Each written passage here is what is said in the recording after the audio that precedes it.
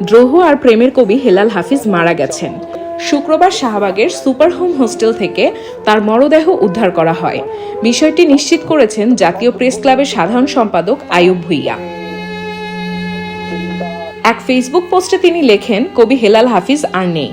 জাতীয় press club সদস্য হেলাল হাফিজ কিছুক্ষণ আগেই মারা গেছেন। কবি হেলাল হাফিজ 1948 সালে 7 অক্টোবর নেত্রকোনার আটপাড়া উপজেলার বড়তলী গ্রামে জন্মগ্রহণ করেন। বাবা খোরশেদ আলী তালুকদার পেশায় ছিলেন স্কুল শিক্ষক, আর মা কোকিলা বেগম ছিলেন গৃহিণী।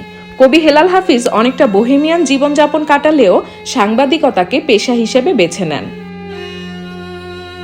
কবি হেলাল হাফিজের লেখালেখির সূচনা 60-এর দশকের উত্তাল সময়ে।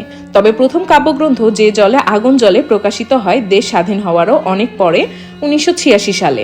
26 বছর পর 2012 সালে প্রকাশিত হয় তার দ্বিতীয় কাব্যগ্রন্থ কবিতা 71। 2019 সালে প্রকাশ পায় কবির আরেকটি কাব্যগ্রন্থ বেদনাকে বলেছি কেদোনা। এখন যৌবন যার মিছিলে যাবার তার শ্রেষ্ঠ সময়, এখন যৌবন যার যুদ্ধে যাবার তার শ্রেষ্ঠ সময়। 69-এর গণ অভ্যুত্থানের সময় তার রচিত কবিতা নিষিদ্ধ সম্পাদকীয়র এ পঙ্কোক্তি দুটি বাংলাদেশের স্বাধীনতা আন্দোলনে যেমন, তেমনি এখনো প্রেরণা জুগিয়ে চলেছে প্রতিটি গণতান্ত্রিক আন্দোলনে।